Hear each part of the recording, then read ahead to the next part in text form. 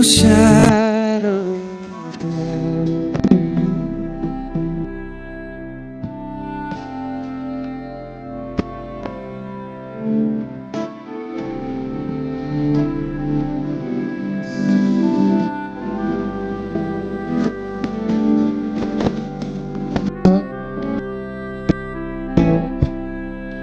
Great is thy faithfulness, great is thy faithfulness, morning by morning, new mercies I see.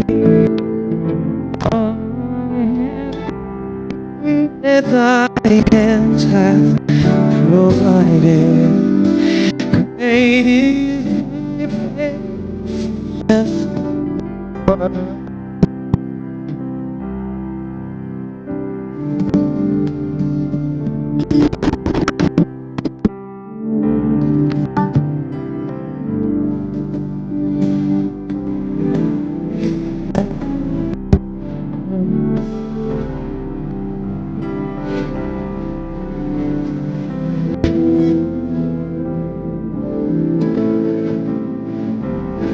The day and I hope for to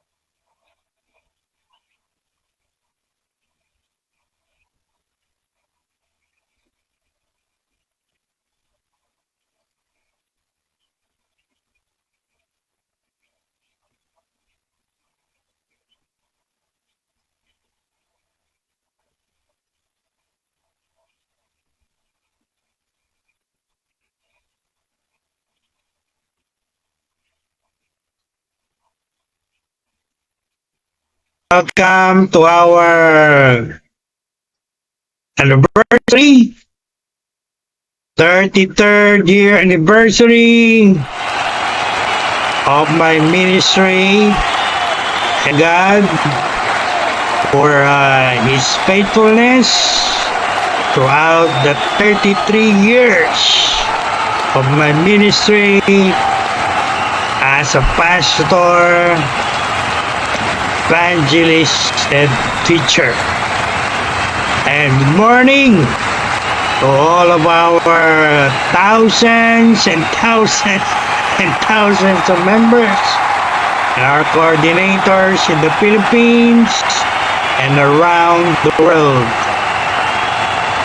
So ngayon pong araw na ito ay pinagdiriwang natin, inaalala natin ang katapatan ng Diyos at 33 taon ng aking paglilingkod bilang pastor, evangelist, at teacher. At sa buong araw na ito ay pagdiriwang natin ang 33 years na ito na aking anniversary. And we're gonna do a lot of throwback. Kaya po ng inyong nakita sa ating mga pinlash na pictures. Yun po ay glimpse o pagsilip sa napakaraming nangyari, achievement, attainment sa akin pong 33 years of ministry. Silip lang po yun, selective lang yung mga pinakita natin doon magmula nung kami ay nagsimula na aking unang church sa Subic, Zambales hanggang sa tayo ay pinadala dito ni Lord sa Metro Manila. So, nakaka-bless, nakakatuwang makita yung mga picture na yan. Although mga luma po yan, kinuha sa baul. Pero sa kabutihan ng Diyos, yan po ay na-preserve natin, hindi nasira, at yan po ay nagbibigay sa atin ng kaalaman, pagsilip sa 33 years of ministry ni Bishop Lopez. Alright? So marami po salamat sa lahat ng nag-send ng kanilang mga messages. Marami na po ako natatanggap ng messages sa ating Facebook, sa ating Messenger. Maraming salamat sa lahat ng bumati, sa lahat ng sumuporta sa ating ministry. God bless all of you. And please join with me for our anniversary service this morning. Alright? Don't go away. Watch this video until the end. And if you are new to our YouTube channel, I want you to click now the red subscribe button and the notification bell as well. And follow me in TikTok, in Instagram, in Twitter, and all of our social media platforms. Follow nyo rin po ako sa Facebook. And join our growing Facebook group. Alright? Lahat po ng ating social media platforms ay nasa description ng video ito. Alright. So, dako na po tayo sa pinakamahalagang part ng ating service. At walang iba kundi ang pakikinig at pag-aaral ng salita ng Diyos. May kaugnayan sa pagdiriwang at pag-aalala natin ngayon ng aking 33 years anniversary in the ministry. Alright? So, I'm going to give now my message for all Christians, for all ministers, for all church leaders in the Philippines and around the world. Then I entitled my message this morning, 33 years of fire, staying on fire for Jesus. 33 taon ng maapoy, mainit na paglilingkod may ministeryo para sa ating Panginoong Jesus. Ako po ay hot on fire for Jesus. And I hope, I pray, you are the same. Hindi kayo kagaya ng sinabi ni Lord sa church, sa Laodicea, sa Revelation. Sabi doon ni Lord, you're not hot, you're not cold, you're lukewarm. I will spew you out of my mouth. Hindi ka mainit, hindi ka malamig, lukewarm ka, maligamgam ka. Sa paglilingkod mo sa ministries church, sabi ni Lord, ilalabas kita sa bibig ko. May ibig po sabihin yun. It's a warning to Christians who are not hot, who are not on fire, but cold or lukewarm. Magsisi kayo. Ayun pa lang, mag-repent kayo sa pagiging cold o lukewarm nyo. Hindi po gusto ni Lord yung cold o lukewarm na paglilingkod. Gusto niya mainit, on fire. At yan po ang ating pag-aaralan sa umaga ito. As my message for my 33rd year anniversary in the ministry. At yan po ay makita natin sa ating text. I want everyone to turn your Bible. Everyone get your Bible and turn it to our text this morning. 2 Timothy chapter 1 verse 6. Ikalawang sulat ni Apostol Pablo kay Pastor Timoteo. Kapitulo 1, talatang 6. And as my practice, I will read it from the Amplified Bible, and you follow in your Bible. Here it is.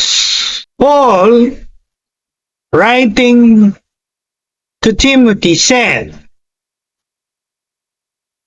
that is why I would remind you to stir up, rekindle, fan the flame, and keep it burning. That's what it says in the Amplified Bible. The gift of God, charisma in Greek, the inner fire that is in you by means of the laying on of my hands of the elders at your ordination. So God bless the reading of His powerful words. Ang Panginoon po ang magpapala ng pagkabasa ng kanyang mga salita. For 33 years, God has been faithful to my ministry. And the fire that He ignited in my spirit 33 years ago did not diminish with time. Yung pong apoy, yung gift, yung calling, na nilagay ni Lord sa puso ko 33 years ago. Yan po ay hindi nawala. Yan ay nananatiling nag-aapoy sa loob ko. No? At masasabi ko po, it is greater and hotter than before. It did not diminish or nawala yung apoy o init. It is still burning in my heart. What about you? Kayo pong mga Christians, kayong mga ministers, what about you? Are you still on fire for Jesus? O cold na kayo ngayon? Sige, mabuti. Lahat ng Christians, lahat ng ministers, ay binigyan ni Lord ng gift or charisma. And that gift must keep on fire. Dapat nananatiling nag-aapon. Hindi nawawala ng apoy. And before I go deeper in my message morning, I will do some kind of throwback. Mag-share lang po ako ng mga ilang bagay bilang pagbabalik tanaw sa nakalipas na taon na aking ministry from July 2025 up to July 2026 today. Alala ko po, last year, when I preached my anniversary message, bakit ko, na-reach ko na buong Metro Manila. Lahat ng syudad at kaisa-isang municipality sa Metro Manila, napuntahan ko, napag-preach ako na.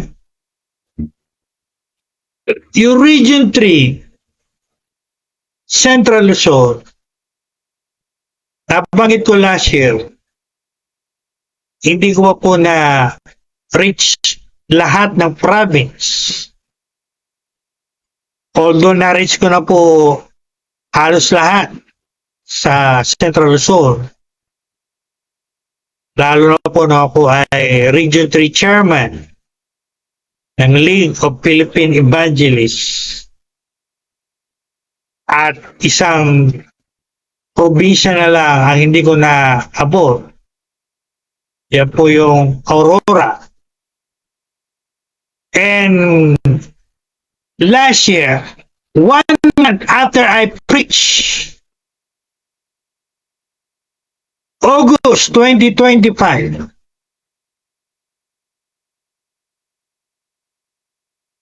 dinala ako ni Lord sa Aurora, sa Baler, Aurora. At nakapag-conduct tayo doon ng online crusade. At nakapag-distribute tayo ng mga gospel tracts. In short, na-reach ko na rin po buong Central Luzon. Lahat ng probinsya sa Central Luzon. I reach for the Lord Jesus Christ. Thank God. Glory to God. At napakaganda po nung na-experience ang inyong likod sa Baler, Aurora. Yung mayor ng isang munisipalidad katabi ng Baler, Aurora. Muntik na po siyang ma-born again. Muntik na siyang mailapit ko sa Panginoong Hesus. Muntik na po, almost.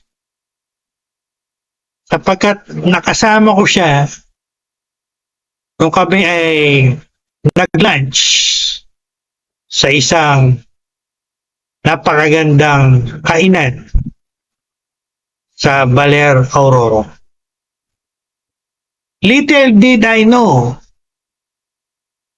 na nasa harapan ko pala ay mayor ng isang municipality na katabi ng Baler, Aurora. And again, muntik na po siyang ma-born again. Wonderful experience. Wonderful privilege that the Lord granted to me when He sent me to Baler, Aurora last year. So I completed Metro Manila Region 3, and I don't know where the Lord will send me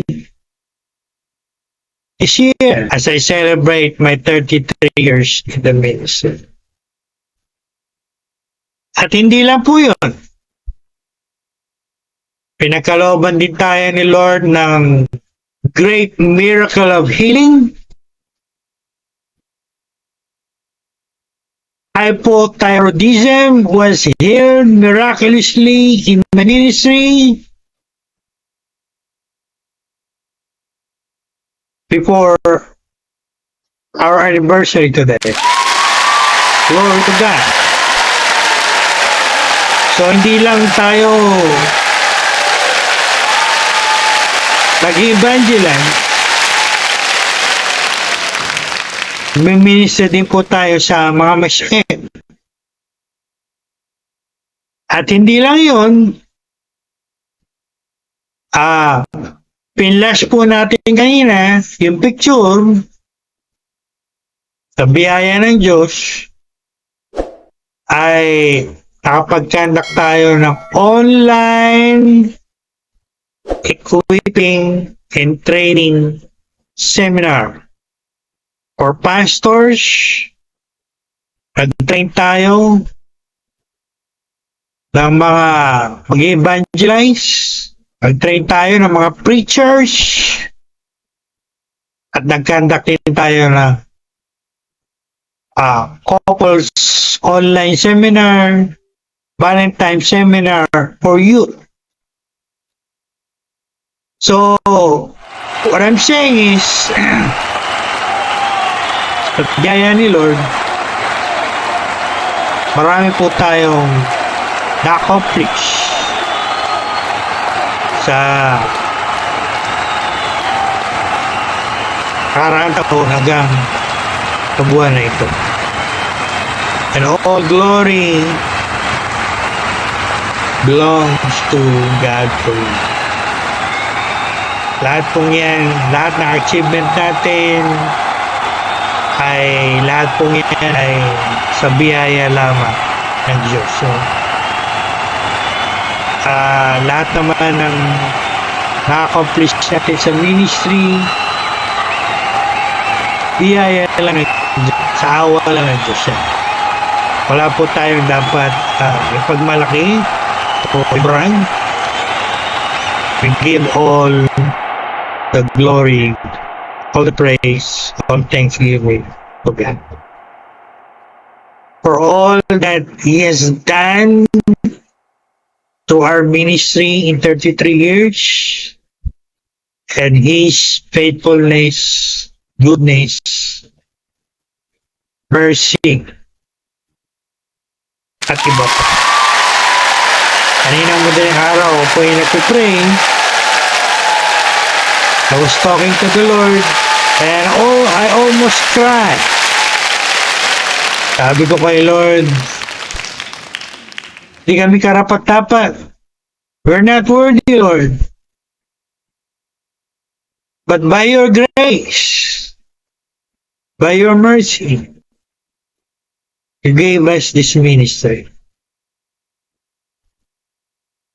Hindi tayo karapat-dapat. Wala pong karapat-dapat sa atin dito. No one of you is worthy. I am not worthy. No one is worthy. But by God's grace and mercy, ginagamit niya ang buhay natin para sa kanyang kingdom at para sa kanyang glory. So, again, as I celebrate and do throwback today in my 33 years anniversary, I give all the glory, all the praise, all the thanksgiving to God. Amen. All right. So, balik tayo sa ating text. Ang sabi ni Paul kay Timothy, fan into flame the gift of God which is in you. In other words, keep the inward fire, keep it burning. Keep it burning. You must be still on fire for Jesus. Dapat mainit tayo. Nag-aapoy tayo sa paglilingkod natin sa Diyos. Again, hindi po dapat, hindi yung cold o lukewarm. Dapat hot, on fire. As my practice, I will give you a textual Greek text analysis of our text this morning. Hihimay-himayin natin ito. Isa-isayin natin. Tingnan natin ulit yung original na pagkakasulat nito sa original Greek manuscript. So una, sabi ni Paul, I want to remind you. So I'm reminding you now. I'm reminding every Christian, I'm reminding every minister, every preacher, every pastor, every church leader, every bishop like me. I'm reminding everyone. Like the Apostle Paul, who reminded Pastor Timothy. And what is the reminder? Ano yung paalala? Yun nga, you keep the fire burning. Keep it burning. Still on fire. Yung pong verb dito na fan the flame, makinig kayo mabuti. Sa original Greek verb, ito po ay verb, is anazo piren, which means, makinig kayo mabuti, to fan the flame, keep the fire burning brightly, or stir up the fire. Ano pong magandang illustration dito? Hapon ako nag-isip, ano bang magandang illustration nito? Magandang illustration po nito ay Alam naman po natin lahat yung pag-iihaw, di ba? Tayo mga Pilipino, paborito natin yung mga grill, yung mga ihaw-ihaw. That's why I'm using this analogy. Pag nag-ihaw ka, gagamit ka ng uling. At yung uling, kinakailangan magningas, karoon ng apoy. Imagine niyo po yan ngayon. Yan po yung ibig sabihin ng Greek verb yung sinabi ko kanina.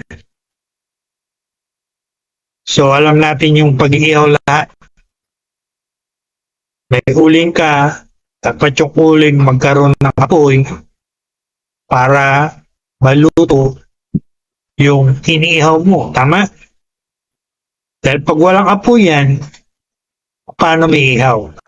So, dapat nananatili yung apoy.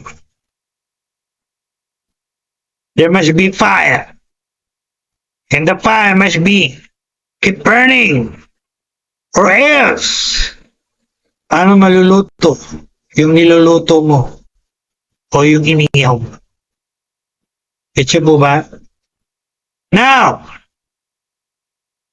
pag naluto na, yung halimbawa, may ihaw kang isda. Naluto na isda. So, hahanguin mo na isda. At marami,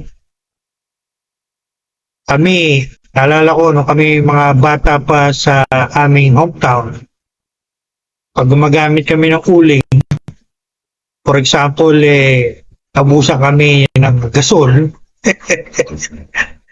I hope, I know you can identify with this. You can relate to this. I know many of you can relate to this. All of a sudden, naubusan ka ng gasol, nagluluto ka. So, isang option, luluto ka sa uling. At yun nga. So, pag nawala na yung apoy ng uling, diba, nakapagluto ka na ng isda, ay gusto mong maghuli ng isa pa, manok, o kaya baka. So, anong gagawin mo? Yung uling na natira, na meron pang konting apoy, makinig kayo mabuti. Anong gagawin yun? Siyempre, papaypayan nyo. Tumingin kayo sa harap. Tumingin kayo sa akin. Gaganyanin nyo. Papaypayin nyo. Papaypayin at papaypayin. Yung iba gumagamit ng pamaypay. Yung iba gumagamit ng electric fan. Para yung apoy manatiling nagliliyap on fire. At hindi mo papayagan na yung apoy ay mawala. Sapagkat sa natural, pag nawala yung apoy, hindi ka na makakaluto. Hindi mo maluluto yung niluluto mo. Tama po ba? Ganon din po si spiritual. Hindi natin dapat payagan yung fire na mawala o humina. Sapagkat pag ginawa natin yan, when you allow it to happen, ano mangyayari sa inyo? E di magiging cold kayo. Lalamig kayo. Marami pong Christian nang lalamig. Cold. Hindi na mainit gaya ng dati. Paglilingkod nila sa pagmiminister nila. Kapag pinayagan nila, take note, I said, they allow it. They allow the fire to go out, to weekend. Kaya nawala yung fire. Kaya ang reminder dito ni Apostle Paul kay Timothy, and I'm reminding everyone as well, keep the fire burning. Keep it burning. Don't allow it to die. Pag pinayagan nyo yung apoy ay mamatay, kayo po ang may kasalanan o pananagutan doon. Hindi pananagutan o responsibilidad ng pastor nyo o bishop nyo o ng iba. It is your responsibility and accountability before God to keep that fire in you burning. To keep yourself on fire for God. Hindi po yan responsibility o duty o accountability ng pastor o bishop yun. Ang trabaho namin is to remind you, to tell you, to teach you, etc. But to keep it burning on fire, it is your responsibility for accountability. Ibang mga Christians, sinisisi yung pastor, sinisisi yung bishop, dahil lang kaganon sana. Mali po kayo. Again, do not put your finger on others to blame them. Put your finger to yourself. Sapagkat sarili nyo ang dapat yung i-blame.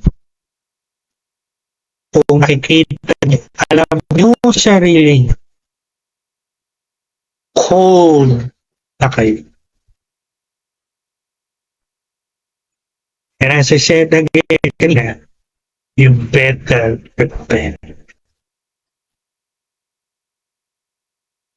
Minito po kanina sa introduction ko yung church, Laodicean church in the book of Revelation. Do you remember that? One of the 7 churches in the book of Revelation. The Lord said to them, because you're neither hot nor cold, you're lukewarm, I will spew you out of my mouth. That's a warning. Binigyan ni Lord ng message. Repent. Repent of your coldness or lukewarm.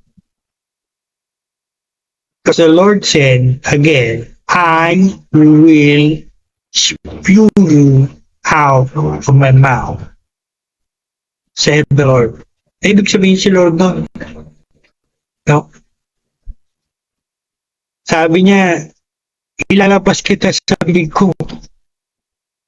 Na ibig sabihin po yung warning mo. So, as a message for my anniversary, 33 years anniversary, I want everyone like me still on fire for God. Still on fire in the ministry. The gift of God in you, the fire of it, keep burning in you. As Paul said to Timothy. Yan po yung message ni Lord sa ating lahat sa umaga. That's why I entitled my message, keep the fire burning. Fire of your gift that God has given to you. Now, naman po dito, kanina binanggit ko po yung Greek verb to fan the fire, translated in English, fan the flame, ay payan mo yung apoy para manatiling lagablab. And then, isa pa pong ginamit dito na Greek word ni Paul ay charisma. Charisma. You know what it means? The Greek word charisma? It refers to gift. G-I-F-T. Wow! So, may dalawang Greek words tayo natutunan sa umaga ito. Para tayong nasa Greek class, Greek vocabulary. Alala ko tuloy yung aking Greek subject. So, yung isa ay Greek verb, to fan the flame. Isa naman ay Greek noun, gift. In Greek is charisma. So, whatever gift, whatever charisma you receive from God, you keep it burning. You keep the fire of it burning. In other words, you use it. You keep on using it. You develop it. And you don't neglect it. Correct? So, we're gonna talk about gifts or charisma in Greek. Ano po ba yung mga gifts? Marami pong gifts na sinasabi sa Bible. Tapos na po tayo sa spiritual gifts, sa gifts of the Holy Spirit. Iba po yun. Meron din yung nakasulat sa Romans chapter 12, 1 Peter, sa letter ni Peter. So, basahin nyo lang po. And I'll give you list of these gifts so you can check on yourself if you have this gift and if you are still using this gift or you still keep the fire of it burning in your life or in your midst. One is the gift of preaching, the gift of teaching, the gift of evangelism,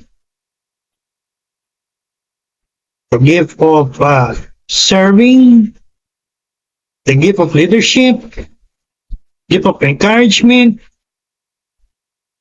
at iba pa. Again, maraming po yan nakasulat yan sa Romans chapter 12. Now, ang sinasabi sa atin sa umaga ito ng message nyo, ano man ang gift na natanggap natin kayo, dapat una, alam natin, we discover it. Second, we discharge it. We use it. Third, we develop it. Kaya inahasa mo, no? Para mas lalong maging sharp. I'll give an example. I'll use my ministry as my example. Ako po, personally, I know God called me to preach. And with my calling comes my gift. Calling first, then gift. Hindi po gift and calling.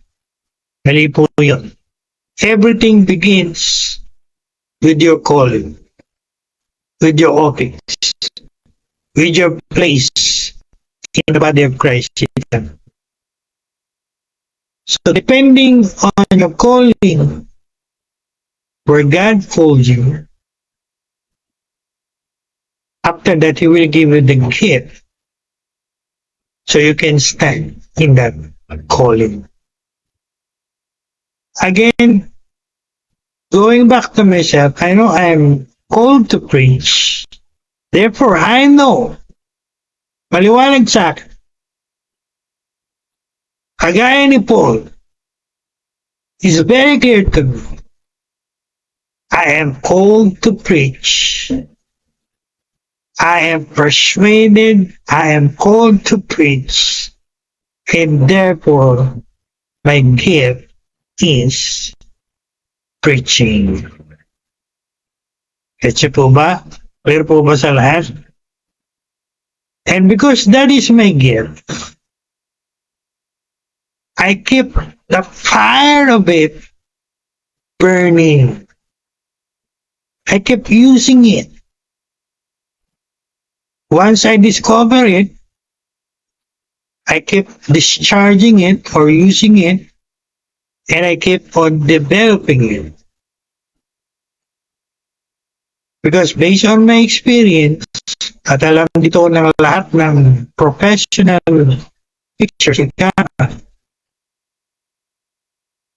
pag hindi ka nag-preach, like 6 months or 1 year, what do you think will happen to you? The gift will be almost gone. Salita nating Tagalog, magiging mapurol. Kaya pag tumiyo ka, nag-preach ka, parang hirap ka na mag-preach. Struggle ka na mag-preach. Alam po yan, again, ng mga tinatawag namin professional preachers like that. Kaya, napakalaga talaga na you are discharging it or using it every day or every week or every month to keep it sharp and to develop it more. Kaya mas lalo pang maging mahasa. No? Yung salita natin, mahasa. Parang kutsilyo yan. Pagka ginagamit mo na ginagamit, lagi mo ginagamit, giging sharp. Pag hindi mo ginamit na matagal, pupurol. Ay, in the context ng message natin ngayon, ang message si Paul kay Timothy, if you don't fan it into flame, the fire of it will be gone. Yan po yun. Kaya, napakalaga in the body of Christ, in every local church, in every Christian, in every minister, you know you give, and you're using it. You keep the fire of it burning. Because if you don't, marami po pwede mangyari. No? Kahapon, i-review yung mga notes ko. Marami akong, actually, maraming passages ang pinaalala sa akin ni Lord. Dinala ko ni Lord sa maraming passages. Whether you believe it or not, I don't care. Of that, before I end, I share this to you. Remember the parable of the talents? The parable of the talents. As a gospel Matthew, at meron po siyang different version sa gospel ni Luke, parable of the pounds or minas. Dalawa po yan. In Matthew and Luke, they have similarities, they have differences. But isa lang po ang lesson na tinuturo ni Lord sa ating siyan. Ano yun?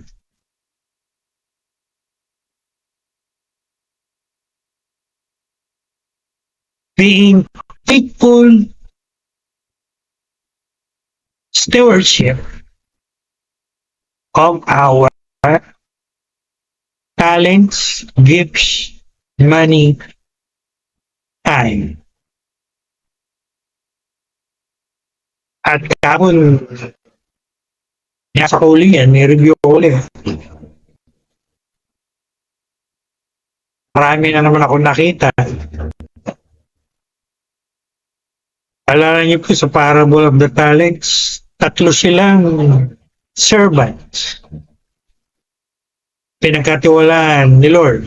Yung isa, 5 talents. Yung isa, 2 talents. Yung isa, 1 talent. Yung nga po pala, baka magtanong kayo, ano po ba yun? Alam mo yung talent? Talento ba yun? What was it in the original Greek? Talent, talento. Is it talent, yung mga talento natin? Hindi po. In the original Greek, it refers to money. Money. 1 talent, alam niyo ba kung anong halaga 1 talent in the Greek? Is equals to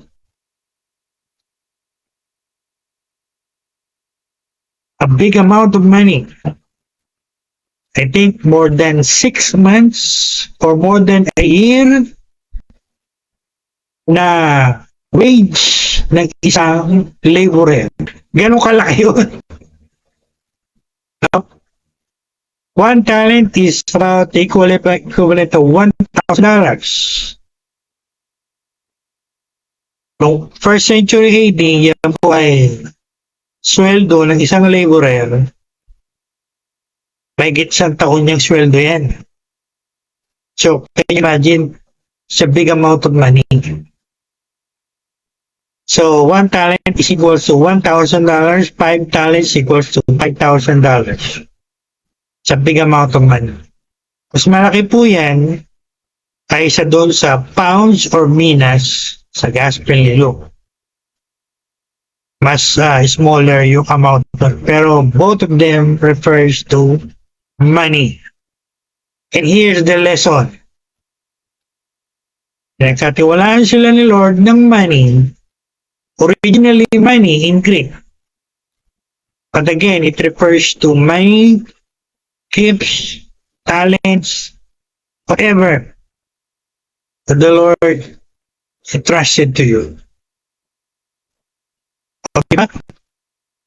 Yung isa na nakatanggap na 5 talents,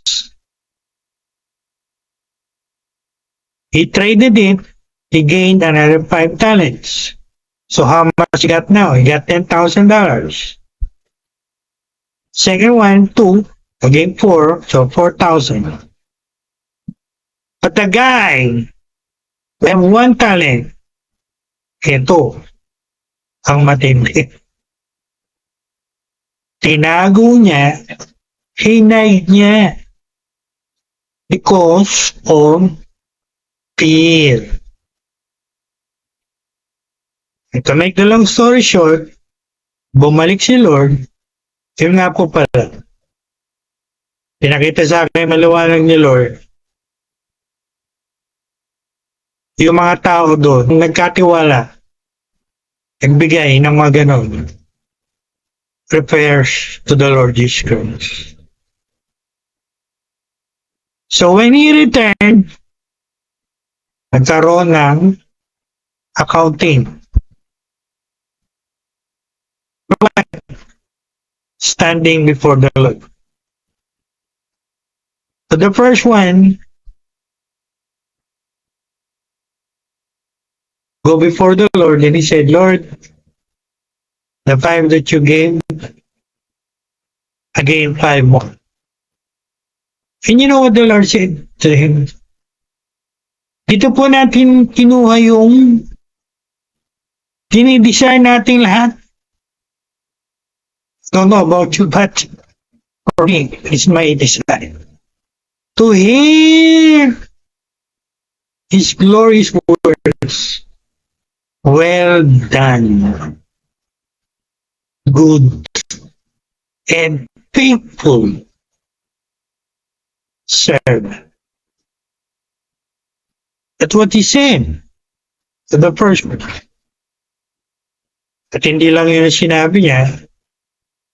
Sabi ni Lord, tapat ka sa kakaunti, papamahala ko sa iyo yung marami. Alam niyo po, yan ang standard si Lord eh. Inuro na ni Lord yun sa gospel. Ang tapat sa kakaunti, tapat din sa marami. Kung sa isang talent o gift, hindi ka tapat.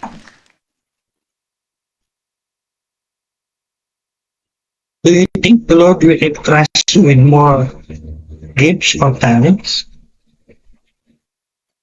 O sa pera, kung sa 1,000 lang, hindi ka mapagkakatiwalaan. Sino ang magkakatiwala sa iyo? Ang 10,000 o iba. Alam niyo ba yun? It is an everlasting principle when it comes to faithfulness and stewardship. Isang gift lang, hindi ka mapagkatiwalaan.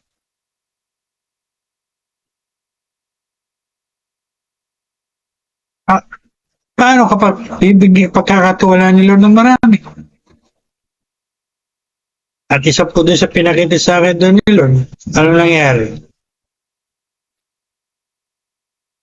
Hindi lang siya pinarusahan ni Lord, inalis din sa kanya. He lose what he got. Diba lesson yun? There were gift, there were talent that the Lord entrusted to you.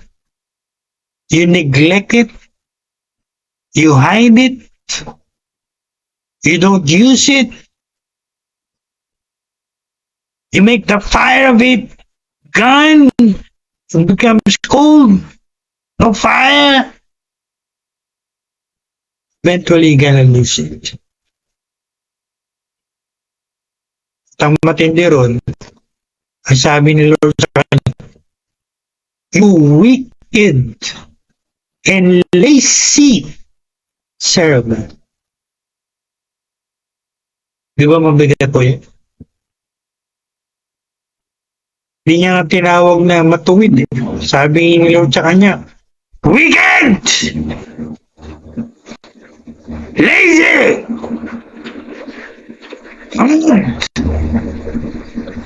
Masama. May sabi ni Lord sa kanya. Kapaligtaran ang sinabi ni Lord sa mga naungay sa kanya, the faithful. Sabi Lord sa kanila, well done, good and faithful. Whereas itong isa, kabaliktaran na sinabi ni Lord, yung isa good, sabi ni Lord, wicked. Sinabi ni Lord sa iba, faithful. Sabi ni Lord sa kanya, tamad, lazy, and idle. You're doing nothing with the gift that He entrusted to you.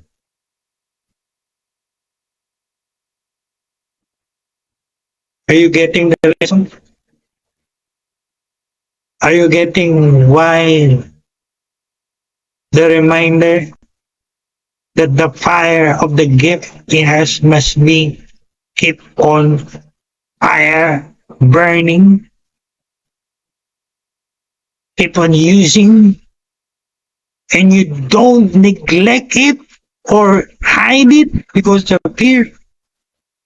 Ayun nga yung ginawa ng isa dito parable tinago niya sa ilalim ng lupa at ang katuwiran niya, I was afraid, Lord, because of fear. No wonder, hindi po ako magtataka sa sulat ni Paul kay Timothy. Dito sa text natin, pagkatapos sabihin ni Paul kay Timothy, fan the flame, ang sumunod na verse, ang sabi niya, because God has not given us the spirit of fear. See?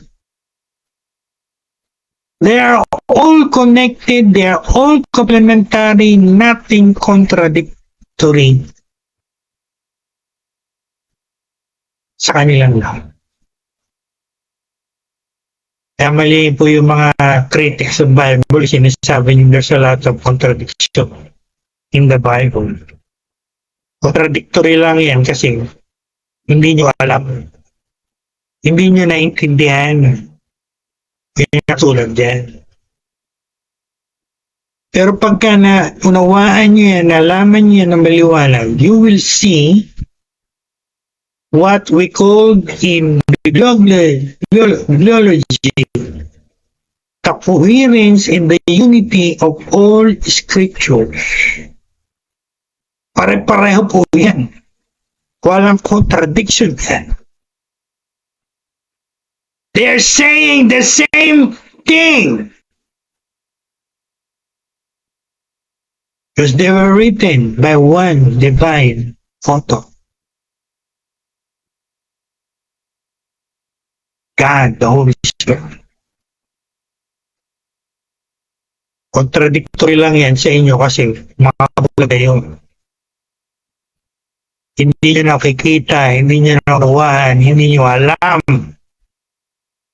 kung ano nakasulat dyan. So, maliwanag po ba yung lesson?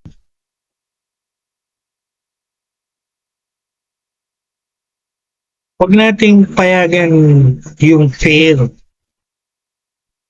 Huwag tayong gumaya dito sa pinarusahan ni Lord. Tinago because of fear. Alala ko tuloy, pinarusahan ng Holy Spirit. Kapag binabasa ko yan, i-review ko ulit. Dahil pera po yun, examine ni Lord sa kanya. Bakit tinago mo sa lupa? Hindi sana nilagay mo na lang sa bangko. Para interes.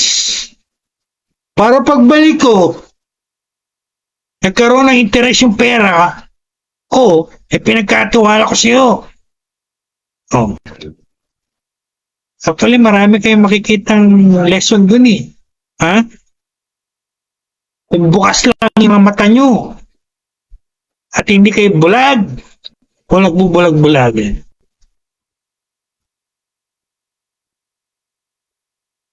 See, a lot in there that the Holy Spirit is showing to me. It's not only spiritual, it's also practical. No? Talking about money. Sinasabi din po yan ng mga financial experts natin. Pag nag-aral kayo ng financial education, don't just hide your money inside your house. Invest it. Put it in the bank. And hide it in your house. O hindi ba nakalagay yun doon? Okay? Bukas lang po yung mata natin, spiritual mata natin.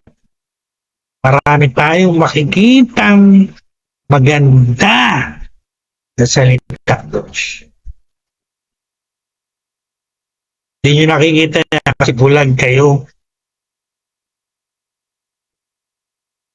Prangka po si Bishop Lopez. I will not sugarcoat it. You're blind! O nagbubulag-bulag ako. Na wala kayong makita maganda sa salita ng Diyos. It is boring to you. Tapos gusto nyo pang pasa ang mga cellphone mo kung ano-ano mga pinapasa mo. Isa pasahin yung salita ng Lord na nagbibigay ng karunungan at kaalaman. Sabi sa Book of Proverbs, it gives you understanding, knowledge, and wisdom. So, yan po yung message ni Lord sa atin. No? Relevant sa ating 33rd year anniversary. Well, for me personally, kanina umaga ako kayo nagpe-pray.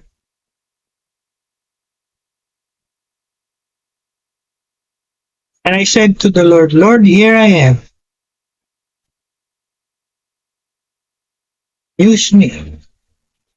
Use me more. Use me mightier, greater. And prayer po yan, may isang on fire for God. You cannot say that prayer if you are cold or lukewarm.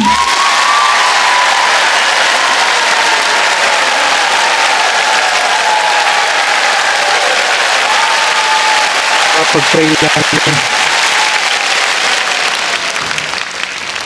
yung hot, still on fire for God.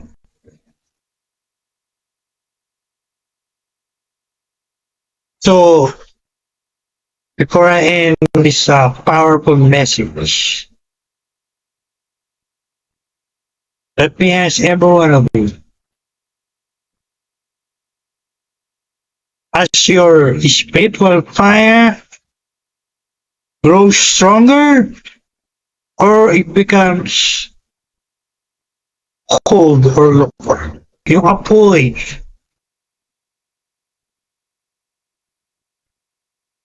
yan po ba ay nananatiling nag-aapoy pa rin o mamamatay na yung apoy? Mawawala na at magiging patay na o malamig na. May gift.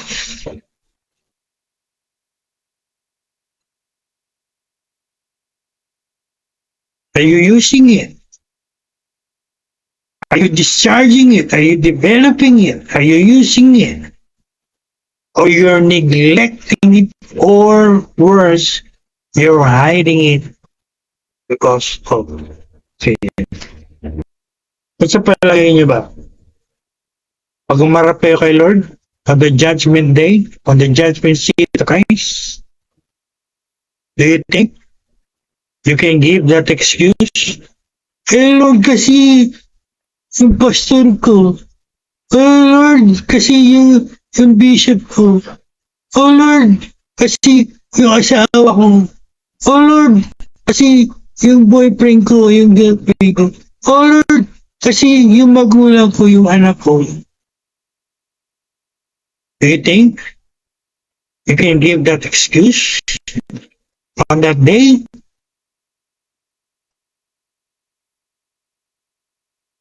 Never. Wala kayong excuse on that day. Whether Christians. Kaya alam natin mga Christians, tatayo tayo sa judgment seat.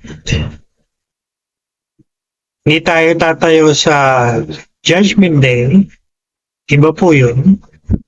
Para sa mga unbelievers yun. Nevertheless, tatayo din tayo sa judgment seat. At sabi niya po sa Paul, we're gonna give account of ourselves. And one of that, what did we do with the gifts, with the talents, everything that the Lord has entrusted to us? Ano gusto niyo marinig? Well done, good and faithful servant, or you wicked and lazy? Actually, tinignan ko po sa Amplified Bible. Katulad din, you good for nothing. Ending salita po yun. Okay. Last, as we go further in our ministry, 33 years, 34 years, 35 or more, we want the fire keep burning. And not only that, we need to inspire the next generation. At meron po akong basa sa isang verse sa Book of Psalms. Meron palang verse sa Psalms na nagsasalita ng ganun. Marami po kayo mabasa sa Book of Psalms na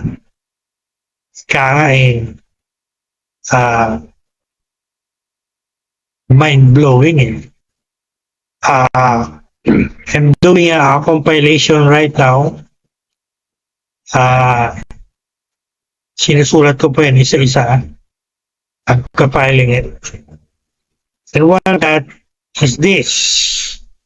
Psalm 71:18. 71:18. At sabi dito ng psalmist, even when I am old and gray-headed, O God, don't forsake me, keep me alive, until I have declared your power to all who are to come. To the next generation. Sinasabi dito ni Psalmist, before I die, Lord, I want to inspire the next generation to pass the fire to them. Again, it's like Moses passing it to Joshua or Paul passing it to Timothy. So, tama po yan sa ating legacy, no? You might ask before we end, what you gonna pass? What you gonna pass, Bishop? Ito, isulat nyo. We must pass on first faith in Jesus Christ. Alam ko kahapon ako ay nagme-meditate to my daughter, my grandchildren, and to my grandchildren. Diba? ipasa natin yan sa mga anak natin, sa mga apo natin, sa mga apo-anuhan natin. Alam niyo ba si Timothy? Yung faith niya galing sa lola niya at na-transfer sa nanay niya at transfer ng nanay niya sa kanya. See? They are 3 generations of believers. No wonder si Timothy, pastor. Yung lola niya sa kanyang nanay niya, Christian. Maliit pa lang si Timothy. Tinitrain na kanyang lola. Di lang faith in Christ, godly character, biblical truth, compassion for lost and sick people, love for the church, passion for evangelism, commitment to discipleship, and what we're studying right now. Somebody say the devil is a defeated enemy. In the name of Jesus. The fire of the gift of God is burning. Yun nga paano mo may papasa sa bagay na wala ka? You cannot give to others what you don't have. And you cannot pass to others what you don't have. How can you pass the fire to others if you yourself don't have the fire? Right? So, ang ipasa po natin sa iba, fire, no? Huwag natin ipasa sa iba yung cold, yung coldness, yung lukewarmness. Ang ipasa nyo sa iba yung fire, that they catch the fire. Naalala ko nung tayo ay nagkandak ng online equipping and training seminar, evangelism, homiletics.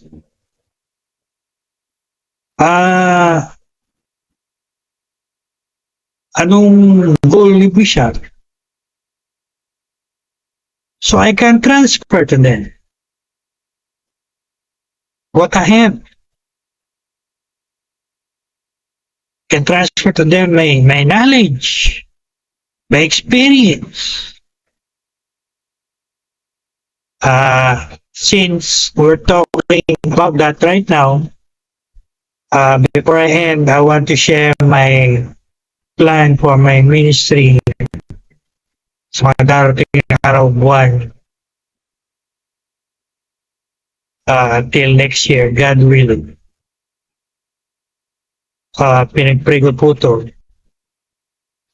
Kanina, I was in the presence of the Lord, waiting on the Lord for His guidance.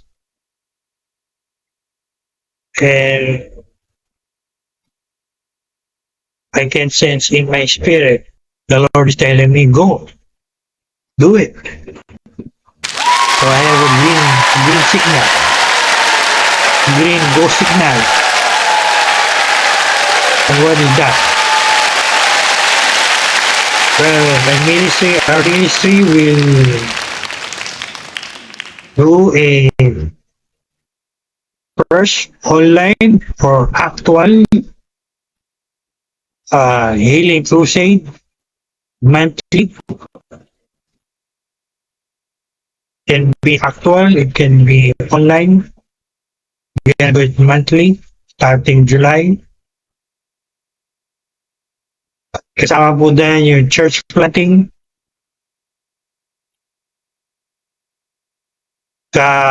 Everything is okay na. No? At ang wisdom na binigay sa akin ni Lord, Inaalala sa akin ni Lord yung ginawa ko nung ako'y dumating sa Metro Manila from my hometown. I did a lot of crusades and I did a lot of church planting. So church planting will start where crusade will be conducted. For example, pag nag-crusade tayo sa isang lugar, mga tao na mauwin kay Lord, yun ang ating tuturuan in the disciple, yun ang magiging church planting project naman. To be a future church. Alright? And third,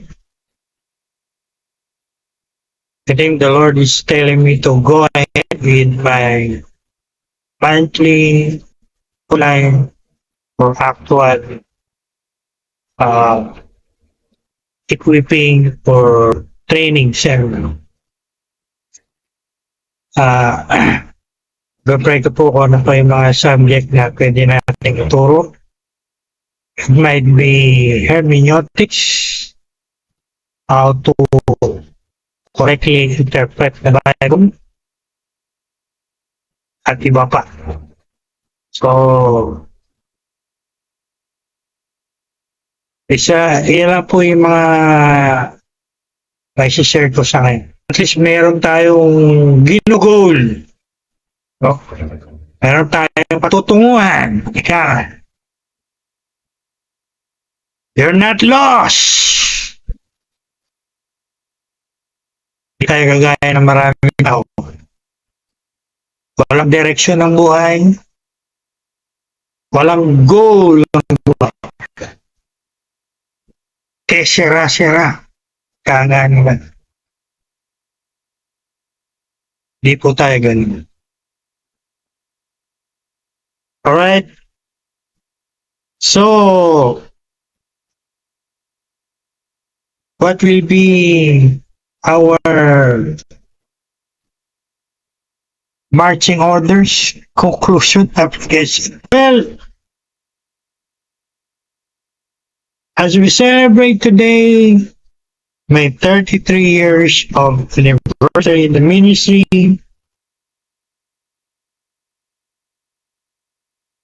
we're not celebrating one person. We're celebrating the faithfulness in the ministry of God. How I love the ministry. Yan po ang first love ko. I'm married to my ministry first. And I love my ministry. And God and the Lord.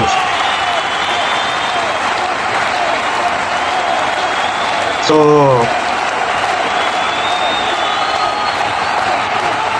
yan po ang ating goal. Yung apoy na nilagay ni Lord sa puso natin sa paglilingkod sa pag-ministry. Huwag nating payagang mawala, mahina. But we pan it into play. Paypayan natin. No? Panatilihin natin nag-aapoy. Parang uling. Keep it on fire. Still burning. Especially the gift or the gifts that the Lord has put inside us. Huwag nating i-neglect, babayaan, hindi ginagamit, hindi in-exercise. Huwag niyo na akong tanungin, sabi siya, paano po ma-exercise? You know that already. If you're gifted to teach, you teach. If you're gifted in the music ministry, you do it. You know that already. If you're gifted in leading, you lead. If you're gifted in encouraging, in exhortation, you exhort others who need exhortation. Again, hindi nyo na kailangang tanong isip, Bishop, paano pong gagawin namin, Bishop? Paano pong gagawin namin? You know it already. Just do it. Lalo na kung matatagal na kayo mga Christian. Alam nyo na yan. Kaya nga, you know it already. You just have to do it.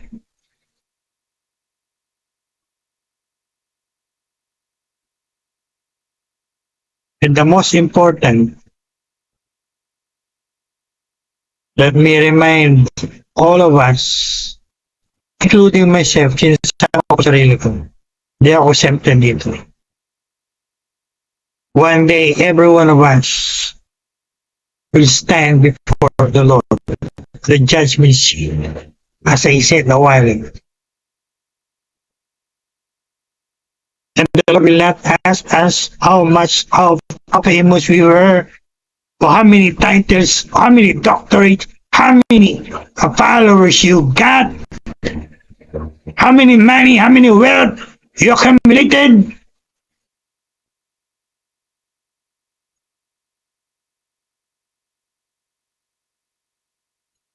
Siya lang pong tatanong sa atin ni Lord.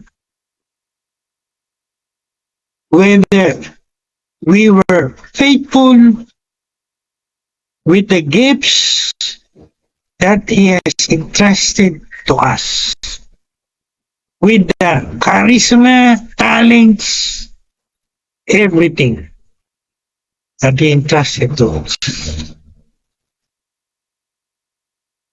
And our greatest reward, I don't know about you, pero ako po, ito po talaga ang isa ng heart ko. Whether you believe it or not, I don't care. Pag ako ay nagpipray, from time to time, sinasabi ko ito kay Lord. In my fellowship with the Lord, I say to the Lord, Lord, you are my reward. You are my ultimate reward. I don't care about how many crowns they are. I don't care about that, frankly speaking.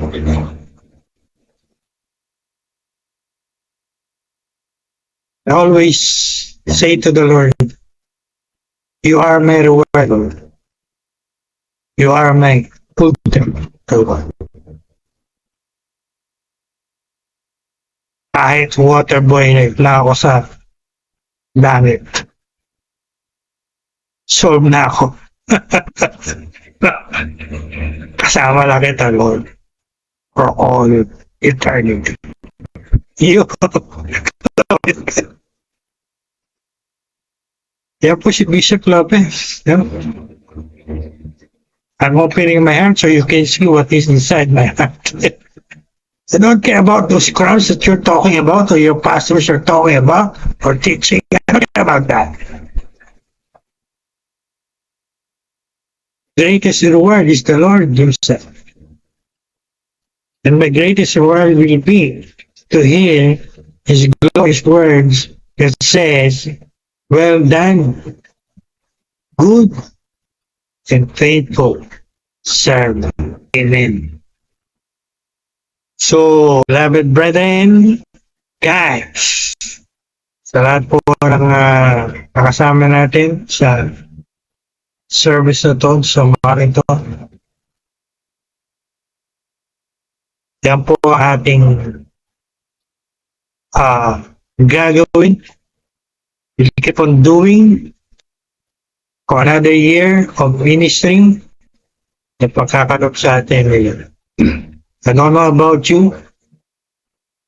For me, that is my choice. That is my decision. That is my determination. That is my plan to do. That's it. All right. So, keep the fire burning. Keep it burning inside of you. Keep on fire for Jesus. Alright? So tayo po lahat ay yumuko. Okay? Stop what you're doing. It's time for you to examine yourself. Are you cold, lukewarm, or hot? Nakakalang yan sa mga buhay.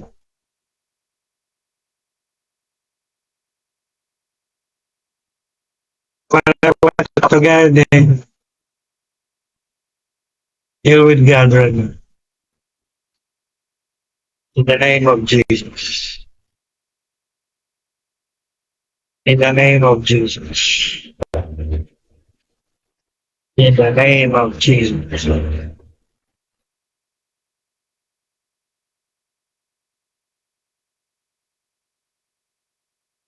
Sabihin niyo yung mga sarili niyo. Make a commitment. Keep the fire burning. Still on fire. Still on fire. For Jesus. Everyone to pray for you yourself. Panalangin niyo ang iyong mga sarili. Jesus. Pray niyo buti yung sarili. The Lord, we give praise, we give all the glory to God. Alright?